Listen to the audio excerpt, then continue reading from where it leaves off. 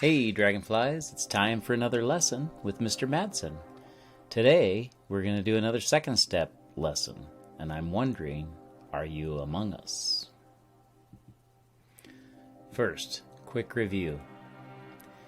In the first second step lesson, I talked about being a detective, and not a detective that solves crimes, but a detective who looks at people's feelings and their emotions and their behavior and see if they line up. Okay, detectives look for clues. Okay, and those clues tell them what's happening, what's going on. Think about what people are saying. Think about how they look. Does it line up? Does it match? Problems cause feelings. This is something that we all know, right? Whenever we face a problem, we could feel mad, we could feel sad, scared, maybe embarrassed,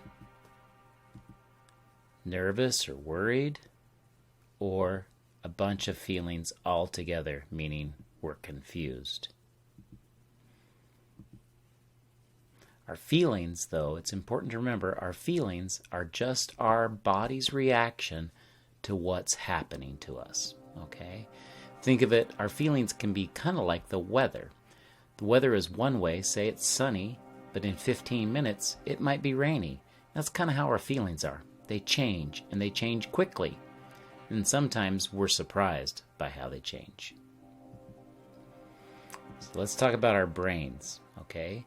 And like before, we're going to talk about 3 parts, only 3 parts. Our brains are really complex, but we're only focusing on these 3 parts. The first part is the prefrontal cortex. The second is the amygdala. And the third is the hippocampus. Okay? So again, the prefrontal cortex, or the PFC, it's in the front of our brains. It's very front.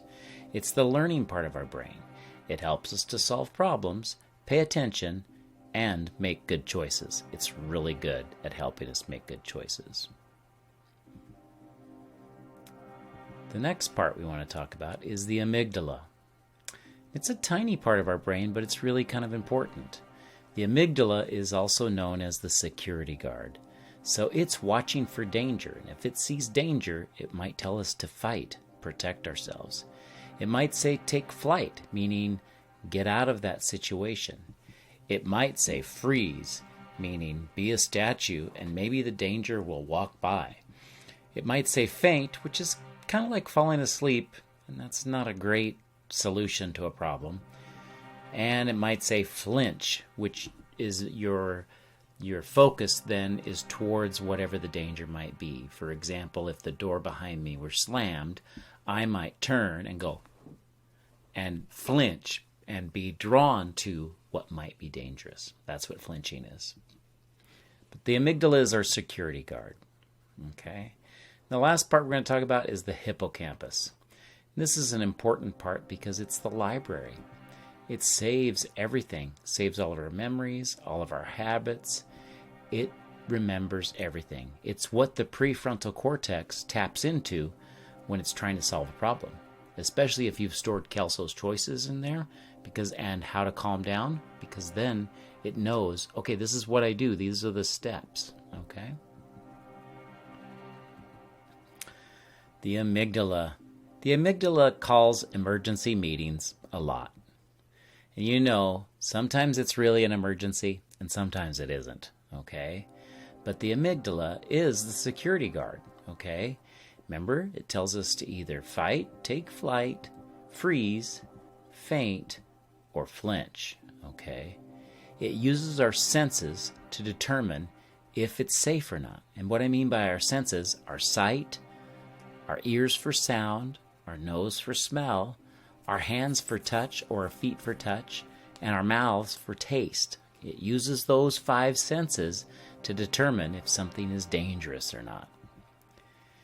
One way that we can calm our amygdalas down, because when our amygdalas sense danger, they unplug our PFC, our prefrontal cortex. Think of like a light or your computer. If it's not plugged in, it doesn't work. Okay, the battery only lasts so long. Well, in the light's case, it doesn't work at all unless it's plugged in. So think of a light, okay?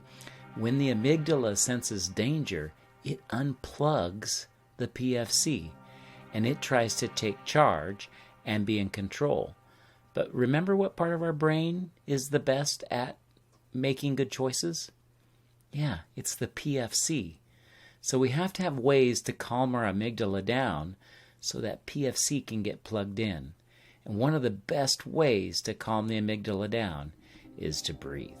Okay, and breathing is something you don't need any special equipment for. We all have it, noses and mouths, and it works.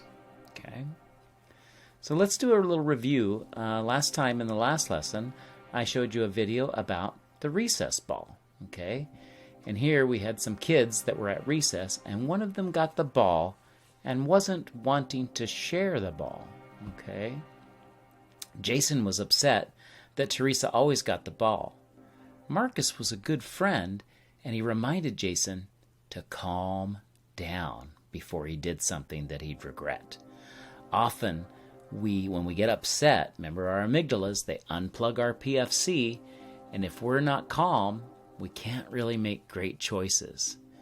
Jason looked like he wanted to punch Teresa, or at least push her down.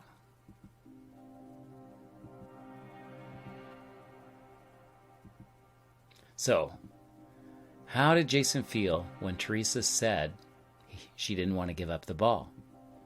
If you thought angry, yeah. Confused, maybe. He said she always got it every time. Maybe he was upset, frustrated. Okay. And what were the steps that Jason did to help himself solve this problem? Well, first, he listened to his friend Marcus and did some deep breathing. He also did something that's really helpful. He told himself to calm down. That's self-talk. And that's really important, and that's a great skill to have to be able to calm down. And then, once he was calm, what solutions did he consider? First, he asked Teresa to give up the ball. She said no. He went right back to feeling frustrated, angry, upset. He calmed himself down. And when the first solution didn't work, he did more deep breathing. And then he thought of a way that they could all play the ball. He offered to teach them a new game. Teresa and Marcus were both up for that. So sometimes the first solution we choose doesn't work. That doesn't mean it's the end of the world. It also doesn't mean that you should stop. It just means that you need to keep thinking about what might work. Okay? So, here's some takeaways when feeling upset. Number 1, ahead of time, like before you even face a problem, have some ways figured out that work for you to calm down. It's much easier to calm down if you've practiced a couple different ways. Once you're calm, ask yourself, when you have those solutions, is the solution safe? How will the solution make others feel? Is the solution fair? And will the solution work? Asking those 4 questions will help you get to the best solution. So again, asking yourself, once it's calm and you've got a solution, a possible solution, ask yourself, is it safe? How will it make me and other people feel? Is it fair?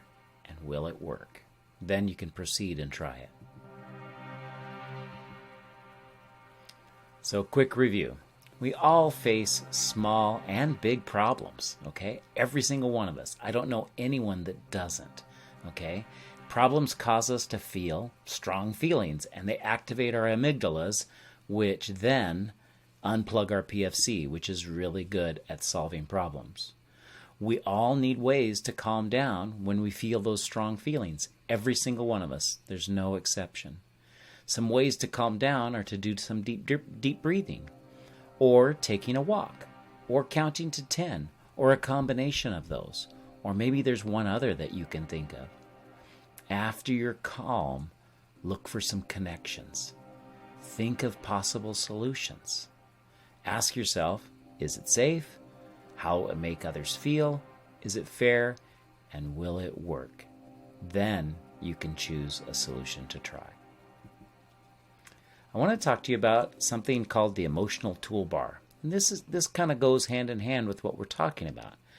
And think of it this way. When you face a situation, think of the pause button on like your, maybe your music player, maybe a DVD player or Blu-ray player, or some other device that has rewind, pause, and stop. Okay? Think of the pause button as a chime. When you face a problem, press pause and breathe. Remember? Calm your amygdala down. After you pause and breathe, you might want to hit the rewind button and ask yourself, what just happened? Why did it happen? How are people feeling? How did they look? Being a detective, looking for clues. Once you've figured that out and you're calm, then you can think of solutions, and that's when to press the play button and make a choice about what to do. 3 easy buttons to remember: pause and breathe, rewind, and play. Let's take a look in these situations. So here's a situation. Joey and his friend Ian took a school football to play with after school. That's something I guess they could do at their school. Ian kicked it into the woods by mistake, and they lost the football. Problem. The teachers said that no one can play with any sports equipment during recess until someone comes forward about the football. Okay, so Joey and Ian took the ball, whether they had permission or not. Then they lost it. And now the teacher wants to know who lost the equipment, and no one gets to play until she finds out. This can be pretty nervous, right? I mean, Ian and Joey, they are probably like, did anybody else see us take that ball? Is anybody going to snitch on us? And they're thinking they don't want to get in trouble. When maybe the teacher just wants to know what happened to the ball, where did it go, and maybe a group of people can go look for it, right? Teachers and adults often just want the truth. They're not interested in getting kids into trouble or making them feel bad. Really, we're about learning responsibility, taking responsibility, and being honest. That is truly what adults want. Ian doesn't say anything. Okay, that was the last part of that sentence. All right, so here we have everyone is upset now because we can't play at recess till someone fesses up about the football. So everyone needs to stop, press pause, and breathe, okay, and calm down. So ways to calm down again. Take 3 deep breaths. Count backwards slowly. Think calm thoughts. Talk to yourself and say calm thoughts. Okay? Once you do that, then after pausing and breathing, you can rewind if you need to. If you already know what happened, you don't need to rewind. But then press play after asking yourself, is it safe? How will it make others feel? Is it fair? And will it work? Then press play and make a choice. So obviously in this situation, it'd be good if Ian and Joey came forward and said, we borrowed the ball, we lost it on accident, we need help trying to find it. That would be the best solution to this. And then maybe everyone can go look for it and find it, right? And then the ball's not lost. The teacher would feel really good about Joey and Ian coming forward and being honest, okay? And then everyone else gets to enjoy recess instead of standing around waiting to find out what happened to the ball. Okay, another situation. Here we have Christine. Christine has the lead part in her school play, and it's tonight, okay? The first performance is tonight. She's feeling very nervous and afraid, and she doesn't want to go. She's decided, maybe I don't want to do this. Have you ever felt that way? Doing something the very first time, and you're doing it in front of people? It can be nervous, right? Make you feel worried. She's thinking about telling her teacher that she's sick, and so she can't do the play. What do you think about that? I think if Christine did that, she'd later feel bad that she lied instead of just being honest, right, with her teacher and saying, I'm really nervous. I don't think I can do this. Plays always have what they call a second or a stand-in. If she really doesn't want to do it, it's better to be honest and let the second person do it in an honest way. Okay, then she can feel good about, okay, I thought I was ready and I wasn't, or the teacher might have ideas about how to help her feel better about doing the performance. Okay, ultimately that would be really good if she could do the performance. So we have Christine feeling nervous and afraid and worried. She needs to first pause and breathe, right? Just pause and breathe. Take 3 deep breaths, count backwards slowly from 10 or another number. Think calm thoughts. Talk to herself and say, it's okay. I can handle this. She needs to pause and breathe first so that her amygdala doesn't take over and her PFC can kick in. Then press rewind and say, how did I get in this situation? Well, I did volunteer to be the lead, and obviously my teacher gave it to me so they think I can do it. Okay, so then maybe I should do it. Maybe I can do it. Okay. And then she needs to come up with some solutions. Not lie about not being able to do it, but just being honest and go through the rubric of, is it safe? How will it make others feel? Is it fair? And will it work? Then she can move forward by making a choice. All right, here's your instructions. Whether you're a crewmate or an imposter, I need you to fill out and do the flip grid activity attached. And I will see you next time. So long.